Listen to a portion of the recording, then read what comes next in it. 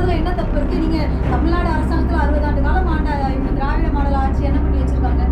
இன்னைக்கு வரைக்கும் ஒரு வேலை வாய்ப்பு கொடுக்குறவனுக்கு கூட லஞ்சத்தை வாங்கிட்டு தானே நீங்க பணி அமர்த்துறீங்க. அதனால சங்கி கூட்டத்தை பார்த்த உடனே நம்ம சிஎம் சங்கி கூட்டத்துக்கு கொஞ்சம் பயம் ஆயிடுச்சு. அதான் இப்ப உதயநிதி சொன்னாரு, எங்க அப்பா வந்து அங்குசம் வச்சிருக்காங்க, அந்த அங்குசத்தை எடுத்து முதல்ல எங்க வாயில வந்து தெளிவா எழுத சொல்லுங்க. முதல்ல 1000 ரூபாய் கொடுக்குறீங்கல்ல, அதே ஒவ்வொரு வீட்டுல இருந்தும் டெய்லி ஒரு பொம்பளைக்கு 1000 ரூபாய் கொடுத்து புருஷன் எடுத்து எவ்வளவு வாங்குறீங்க? ஒரு குவார்டர் பாட்டிலுக்கு 150 ரூபாய் 250 ரூபாய் வாங்குறீங்க. அப்போ ஒரு நாளைக்கு 250 ரூபாய், மாசத்துக்கு என்னாச்சு?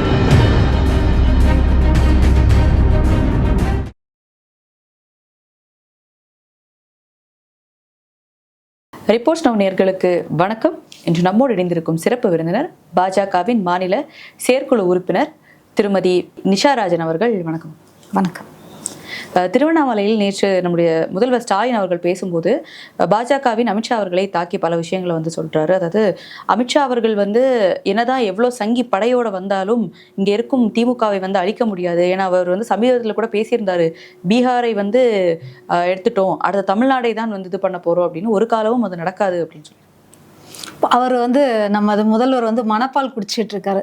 அதாவது என்னன்னா, மக்கள் வந்து இப்ப நிறைய விழிப்புணர்வோட இருக்காங்க.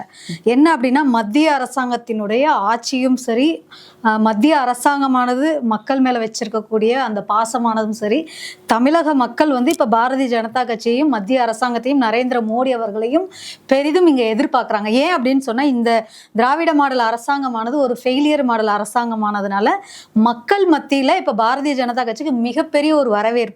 அதனால சங்கி கூட்டத்தை பார்த்த உடனே நம்ம சிஎம் சொங்கி கூட்டத்துக்கு கொஞ்சம் பயம் ஆயிடுச்சு. அதனால பயத்துல என்ன பேசுறோம்னு தெரியாம பெதத்திட்டு இருக்காங்க. ஆனா மோடி அவர்களுடைய தேவை வந்து தமிழக மக்களுக்கு இருக்கு அப்படின்னா, இப்ப பாராளுமன்ற தேர்தல் வந்து போன வருடம் தான் முடிஞ்சுது அப்படின்னு பாக்குறோம். 40க்கு 40 வந்து திமுக கொடுக்கும்போது மோடி அவர்கள் தேவைன்னா ஒரு இடத்துலயாச்சும் பாஜக வெற்றி பெற்றிருக்கணும். அதுதான் இங்க வந்து ஒரு மத்திய அரசாங்கத்தோடைய திட்டங்களை கூட கரெக்டா இம்ப்ளிமெண்ட் பண்ண விட மாட்டாங்களே, திட்டத்துக்கு கூட பெயரை மாத்திடுறாங்களே. இப்ப நாங்க விஸ்வகர்மா திட்டம்னு பிரதமர் நரேந்திர மோடி அவர் கொடுத்தாரு. இவர் என்ன பண்ணாரு, ஸ்டாலின் கலைஞர் கைவினை திட்டம்னு அதை அப்படியே பெயர் மாத்திட்டாரு. PM சுயம் நிதினு சொல்லிட்டு நாங்க ஸ்ட்ரீட் வெண்டாருக்கு கொண்டுட்டு வந்தோம், அதையும் இன்னைக்கு ஸ்ட்ரீட் வெண்டாருக்கு கொடுக்க விடல.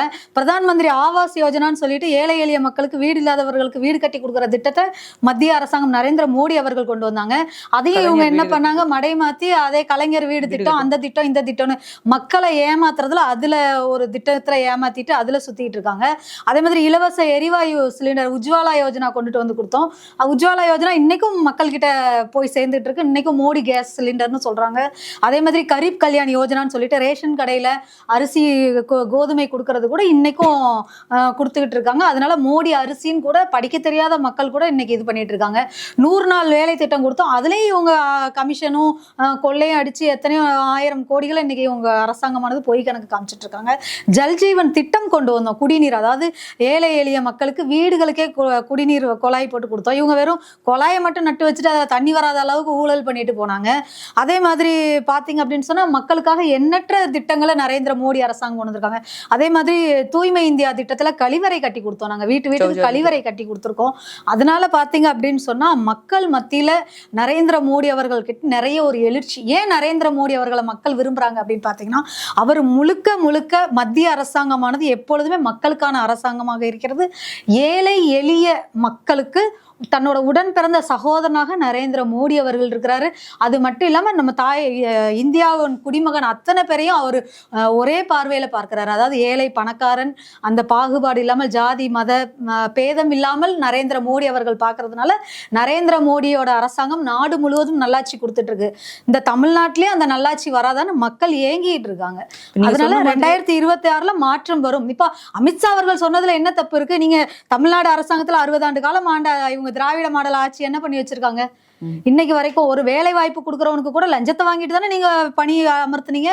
செந்தில் பாலாஜி எதுல ஊழல்ல வந்தாரு? போக்குவரத்துல அந்த ஊழல்ல தான் ஆட்சி காலத்துல நடந்தது. எந்த ஆட்சியோ அந்த அமைச்சர் இன்னைக்கு எதுல இருக்கிறாரு? திராவிட மாடல் ஆட்சியில தான் இன்னைக்கு 10 ரூபா பாலாஜி இருக்கிறாரு. அந்த ஆட்சியில தவறு பண்ணாங்க, இங்க வந்து அவர் எதுவும் பண்ணாங்க. ஆமா, அப்படி கம்ப்ளைண்ட் பண்ணவரே இவர் ஸ்டாலின் அவர்கள் தானே. இன்னைக்கு அவரே கூட கூப்பிட்டு வச்சுட்டு உட்காந்துட்டு இருக்கிறாங்கல்ல. அதனால அது மாதிரி பணத்தை வாங்கிக்கிட்டு அவங்க ஒரு பணி அமர்த்தக்கூடிய இதே வந்து நரேந்திர மோடி அவர்கள் ஆட்சியில அது மாதிரி கிடையாது. அதே மாதிரி வீடு கட்டுறதுக்கு இன்னைக்கும் பாத்தீங்க அப்படின்னு சொன்னா, ஒரு கிச்சனுக்கு 50,000 ரூபாய் அப்படின்னு சொல்லி சென்னை மாநகராட்சிக்குள்ள வாங்கிட்டு இருக்காங்க. இதே நரேந்திர மோடி அவர்களுக்கும் பாரதிய ஜனதா கட்சிக்கும் மக்கள் அந்த வாய்ப்பை கொடுக்கட்டும், வீடு கட்டுறதுக்குலாம் நாங்க அந்த நிபந்தனைக்கு கட்டுப்பட்டு ஃப்ரீயாவே ₹1 லஞ்சம் இல்லாமல் கொடுப்போம். அதே மாதிரி பணி நிரந்தரம் லஞ்சம் இல்லாம கொடுப்போம். ஏழை எளிய மக்களுக்கு வரக்கூடிய சலுகைகளா லஞ்சம் லாவணியம் இல்லாமல் கிடைக்கும். எந்த அரசு அதிகாரிகளோ அரசாங்க அலுவலகங்களுக்கு போனாலும் உங்களுக்கு லஞ்சம் இல்லா ஒரு வெளிப்படையான நிர்வாகத்தை பாரதிய ஜனதா கட்சி கொடுக்கும். மற்ற மாநிலத்தில் அங்க கொடுத்துக்கிட்டு இருக்கோம். தமிழ்நாட்டு மக்கள் எங்களோட ஆட்சி எப்போ வரும்னு எதிர்பார்த்துட்டு இருக்காங்க. நீங்க சொல்ற மாதிரி 2026 வந்து மோடி அவருடைய ஆட்சி, அதாவது பாஜக ஆட்சியை மக்கள் விரும்புறாங்க. ஆனா அதுவே இப்போ பார்லிமெண்ட் தேர்தலில் பார்த்தோம் அப்படின்னா திமுக பண்ற சில விஷயங்களால மடைமாற்றத்தினால மக்கள் வந்து ஓட்டு போடலன்றீங்க. இப்ப அதே மடைமாற்றத்தை திமுக தொடர்ந்து பண்ணிட்டே இருக்குன்னா எப்படி 26ல நீங்க வெற்றி பெறுவீங்க? ஆமா, 565 அவர்கள் வந்து ஒரு 565 வாக்குறுதிகள், தேர்தல் வாக்குறுதிகள் கொடுத்தார்கள். திராவிட மாடல் அரசாங்கமானது அவங்களால அவங்க வாக்குறுதியவே நிறைவேற்ற முடியல. சட்டமன்றத்துல 110 விதியின் கீழே கொண்டுட்டு வந்த அந்த திட்டங்களே அவங்களால செயல்படுத்த முடியல. அந்த திட்டங்களை கைவிட்டு இருக்காங்க. அதே மாதிரி பாத்தீங்கன்னா சதுப்பு நில காடுகள் மத்திய அரசாங்கம் ராம்சார் குறியீட்டுக்குள்ள கொண்டுட்டு வந்த அந்த பள்ளிக்கரணை சதுப்பு நிலத்தை காட்ட கூட அதை கூட தனியாருக்கு லாபகரமாக இருக்கணும்னு சொல்லிட்டு தனியாருக்கு தாரவாத்தது தான் இந்த திராவிட மாடல் அரசு.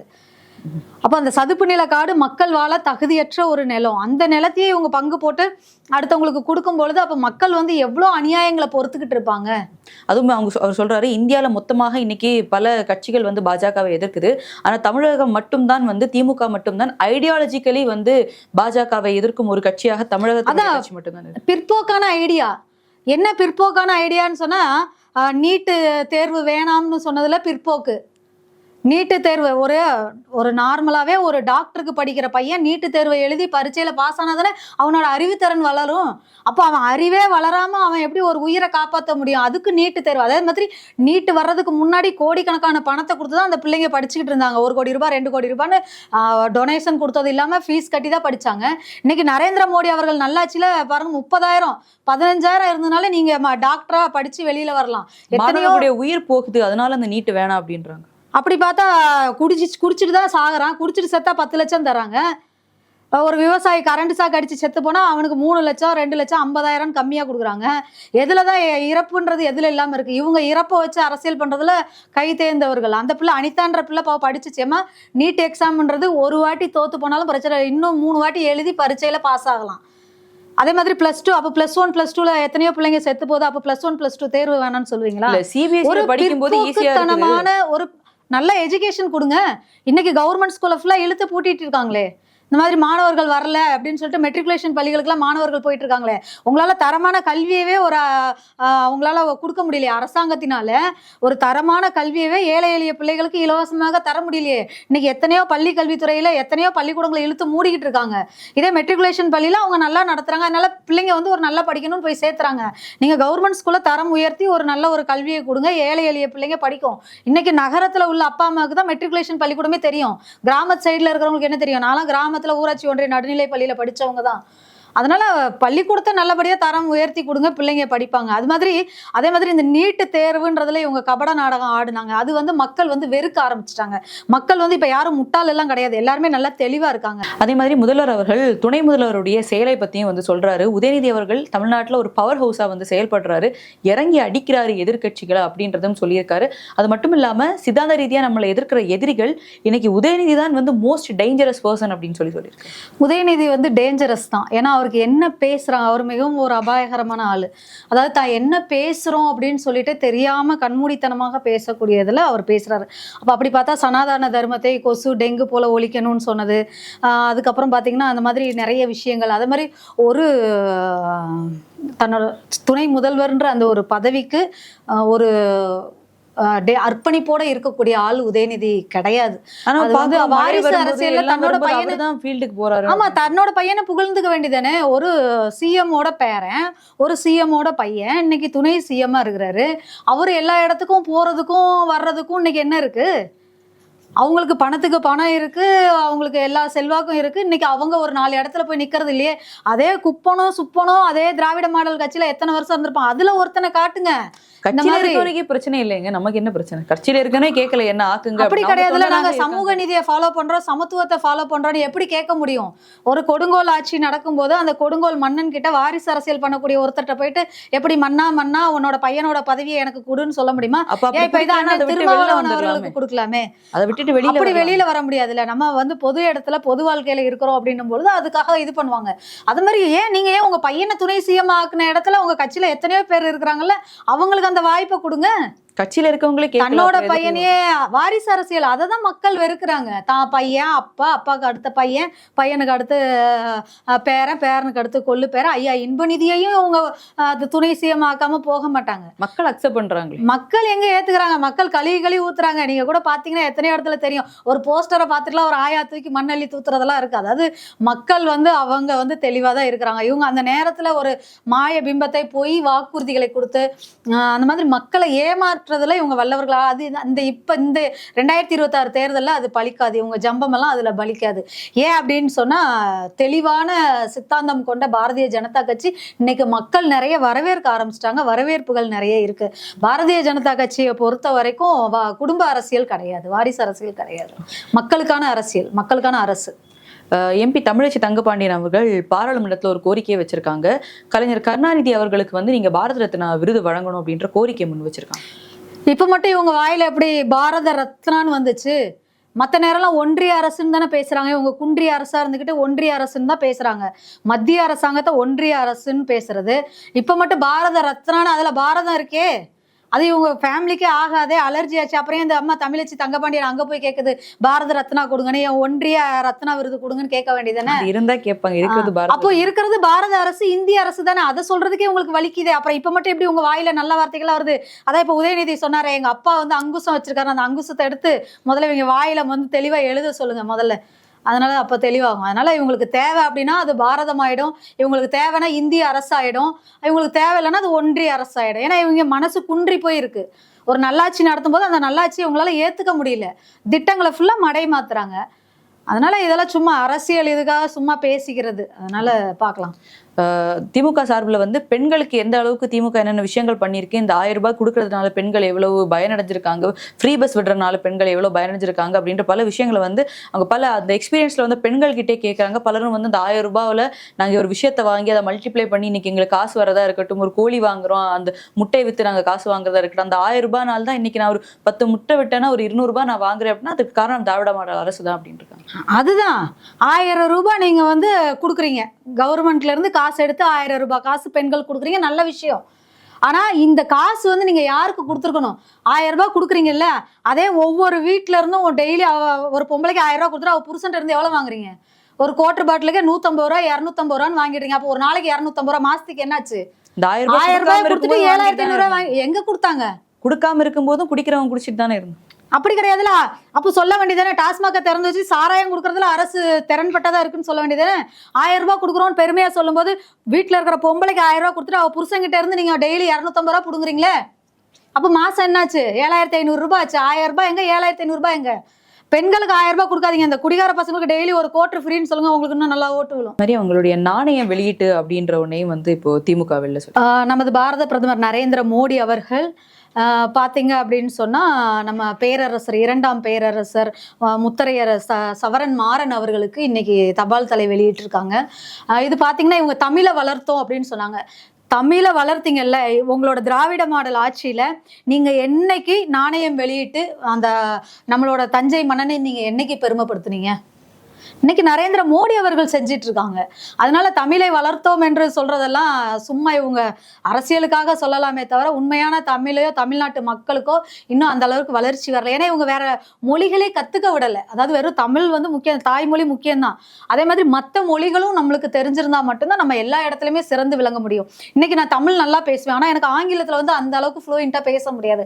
ஏன் அப்படின்னா நான் அந்த மாதிரி திராவிட மாடல் ஆங்கிலத்தையே ஏத்துக்கிறியா, அப்போ ஏன் இந்தியா உனக்கு கசக்குது? ஆங்கிலம் வந்து வெள்ளைக்காரன் கொண்டு வந்த மொழி. அப்ப வெள்ளைக்காரன் கொண்டு வந்த மொழியே இன்னைக்கு நம்மளுக்கு இனிக்குது அப்படின்னும் போது நம்ம இந்தியாவோட அலுவல் மொழி தானே ஹிந்தி. அவங்க தெளிவாக சொல்றாங்க, நாங்க ஹிந்தி எதிர்க்கல, ஹிந்தி திணிப்பை தான் நாங்க எதிர்க்கிறோம். யார் கொண்டு வந்து வாயில வச்சு திணிச்சாங்களா? யார் வந்து வாயில வச்சு திணிச்சாங்க? தேவைப்படுற பிள்ளைங்க இன்னைக்கு ஹிந்தி பிரச்சார சபால படிச்சுக்கிட்டு தான் இருக்காங்க. தேவைப்படுறவங்க படிக்கிறாங்க. அதே மாதிரி கவர்மெண்ட் ஸ்கூல்ல அதை ஃப்ரீயா கொடுத்தா தேவைப்பட்ட பிள்ளைங்க படிக்க போகுது, தேவையில்லாத பிள்ளைங்க வேணான்னு சொல்லிட்டு போகுது. யார் வாயிலையும் வச்சு இடிச்சு திணிச்செல்லாம் இங்க திணிக்க கிடையாது. அரசாங்க பள்ளிக்கூடத்துல சொல்லி கொடு. ஏன் ஒரு அரசாங்க பள்ளிக்கூடத்துல ஒரு ஏழை எளிய வீட்டு பிள்ளை ஹிந்தி படிச்சா வேலைக்கு ஆகாதா? அதனால இவங்க சும்மா ஊரை ஏமாத்துறக்காக தமிழை வளர்த்தோம், தமிழை நிக்க வச்சு வளர்த்தோம், உட்கார வச்சு வளர்த்தோம், படுக்க வச்சு வளர்த்தோம்னு திராவிட மாடல் சொல்றதெல்லாம் போய் தமிழுக்குலாம் ஒன்றும் பண்ணல. ஒழுங்கான தமிழே இன்னும் ஒழுங்கா சொல்லி தரல. அதே மாதிரி தமிழ் மீடியம் பள்ளிக்கூடத்துல இழுத்து மூடிக்கிட்டு இருக்காங்க. அதனால முதல்ல நீங்க உங்க பள்ளி கல்வித்துறையை செம்மைப்படுத்தி முதல்ல தமிழ் வழி கல்வியை பிள்ளைங்களுக்கு கொடுங்க. திருச்சி சிவா அவர்களும் பாராளுமன்றத்துல இந்த கேள்விதான் முன்வைக்கிறாரு. தமிழ்ல வந்து நிறைய போராட்ட வீரர்கள் இருக்காங்க, அவங்கள நீங்க போற்றாம வட மாநிலங்களை இருக்கவங்களை பத்தி உங்க புக்ல சொல்றதா இருக்கட்டும், அவங்கள பத்தி சொல்றதா இருக்கட்டும், ஏன் தமிழ்நாட்டுல இருக்க ஃப்ரீடம் ஃபைட்டர்ஸை பத்தி எதுவுமே நீங்க பேச மாட்டீங்க அப்படின்ற இது வைக்கிறேன். அதுக்கு எல்முருகன் அவர்கள் நீங்க என்ன பண்ணீங்களா காங்கிரஸ் கூடன்னு கேட்கிறேன். இப்ப ஆட்சியில் இருக்கிறது பாஜக அப்படின்னா நீங்க பதில் சொல்லிதானே ஆகணும். நீங்க 10 வருஷம் முன்னாடி நீங்க இருந்தீங்க அப்படின்னு கை காட்ட முடியாது. அப்படி கிடையாதுல்ல. இந்த இன்னைக்கு கனிமொழி என்ன சொல்லியிருக்காங்க, எம்பி கனிமொழி தான் ஒரு எம்பின்ற ஒரு பொறுப்பற்று அது வந்து கல் தூண், நில அளவை கல் தூணுன்னு சொன்னாங்கல்ல. வெள்ளைக்காரன் அளக்கும்போது இந்த அம்மா பக்கத்துல உட்காந்து பார்த்துச்சா? வெள்ளைக்காரன் அளக்கும்போது கல்லை வச்சு பார்த்தா, ரெண்டாவது வெள்ளைக்காரன் மலை மேல கொண்டே அவ்வளவு தூணை வச்சு அதுக்கு வந்து சாஸ்திர சம்பிரதாயப்படி அந்த இதெல்லாம் கட்டமைச்சு வச்சிருக்கிறத இந்த அம்மா அவன் வெள்ளைக்காரன் அளக்கும்போது கனிமொழி பக்கத்துல உட்காந்து பார்த்துச்சு. அப்ப என்னைக்கு உள்ளதை இந்த அம்மா எப்படி கல் தூணுன்னு சொல்ல முடியும்? அந்த மாதிரி இருக்கு. அதே மாதிரி இப்போ நீங்க கேட்ட கேள்வி பாத்தீங்க அப்படின்னு சொன்னா, இவர் திருச்சி சிவா கேட்டாரு. திருச்சி சிவா வந்து எத்தனையோ வாட்டியே எம்பியா இருக்கிறவர். அப்போ காங்கிரஸ் பீரியட்ல அதை கேட்டிருக்கணும். ரெண்டாவது தமிழ்நாட்டுல நம்ம பாத்தீங்கன்னா பாரதியார், நம்ம வ.உ. சிதம்பரம்னார், இந்த மாதிரியா ஐயா முத்துராமலிங்க தேவர், அது மாதிரி குறிப்பிட்ட தலைவர்கள் மட்டும்தான் தலைவர்களாக வெளி உலகத்துக்கு தெரிஞ்சிருக்காங்க. இதே பாத்தீங்க அப்படின்னு சொன்னா பழங்குடி சமுதாயத்துல நம்ம சுதந்திரத்துக்காக போராடினவங்களோட பட்டியலே இல்லை. அதே கவர்னர் ஆர்.என். ரவி அவர்கள் சொல்லியிருக்காங்க, இந்த மாதிரி தமிழ்நாடு அரசாங்கத்துல அந்த பழங்குடி மக்களோட அந்த வரலாறே இல்லைன்னு சொல்றாங்க. அப்ப அந்த வரலாறை பேணி பாதுகாக்காது யாரு? ஆதி குடியே வந்து நம்மளுக்கு இவங்க மலைவாழ் மக்கள் தான். மலைவாழ் மக்களோட அந்த பாரம்பரியத்தையும் இந்த தமிழ்நாடு அரசாங்கம் காப்பாத்தாம இருக்காங்க. அப்ப அந்த மாதிரி நிறைய விஷயங்கள்ல இவங்க வந்து பொய் வாக்குறுதியில கொடுக்குறாங்க. அதே மாதிரி பாத்தீங்க அப்படின்னு சொன்னா, இப்ப இவங்க பேர் வைக்கிறது எங்க? கலைஞர் பஸ் ஸ்டாண்டு, கலைஞர் இது, கலைஞர் அதுன்னு சொன்னாங்களே. இன்னைக்கும் சென்ட்ரல் ரயில் நிலையத்துக்கு வந்து டாக்டர் எம்ஜிஆர் ரயில் நிலையம் கொடுத்தது யாரு? நரேந்திர மோடி அவர்கள். அந்த மாதிரி நம்மளும் கொடுத்துட்டு தான் இருக்கோம். இவங்க வந்து அதுதான் சொல்றேன், அப்பா பேர் வைக்கிறாங்களே, எல்லா இடத்துக்கும் அப்பா பேர் வச்சுட்டு காமராஜரோட பேரை கொண்டே கழிவறைக்கு வச்ச லட்சணமான ஆட்சி தானே இந்த ஆட்சி. இப்ப இவங்க அப்பாவுக்குன்னா பஸ் ஸ்டாண்டு, கலைஞர் பஸ் ஸ்டாண்டு, கலைஞர் பல்நோக்கு மருத்துவமனை, கலைஞர் அது, கலைஞர் இதுன்னு வச்சுட்டு காமராஜரோட பேரை கொண்டு போய் கக்கூஸ்க்கு வச்சவங்க தானே இவங்க. அப்ப இவங்களோட அந்த ஒரு பரந்த மனசும் திறந்த மனசும் எப்படி தெரியுதுன்னு பாருங்க. முதல்ல இவங்க எத்தனை தலைவர்களுக்கு இன்னைக்கு முத்தரையர் அவர்களுக்கு, இப்ப சுவரன் மாறன் அவர்களுக்கு மத்திய அரசாங்கம் இன்னைக்கு தபால் தலை வெளியிட்டு இருக்கு. தமிழ்நாடு அரசாங்கம் என்ன பண்ணிருக்கு? தஞ்சை மன்னனோட அந்த கல்லறையை கூட இவங்க பேதி பாதுகாக்கலையே. இவங்க அப்பா இறந்ததுக்கு மட்டும் இடம் வேணும்னு நைட்டோட நைட்டா கோர்ட்டு கதவை தட்டி இடம் வாங்கி இன்னைக்கு சமாதி ஏக்கர் கணக்குல வச்சிருக்காங்களா? அதனால யாருக்கு என்ன பிரயோஜனம்? மக்களுக்கு எந்த பிரயோஜனம் இல்லையே. தஞ்சை மன்ன ஆண்டு அந்த மன்னருக்கே நீங்க அந்த ஒரு நினைவு மண்டபம் கட்டலையே. எங்களோட இணைந்து பல்வேறு கருத்துக்களை பயந்தமைக்கு ரொம்ப நன்றி.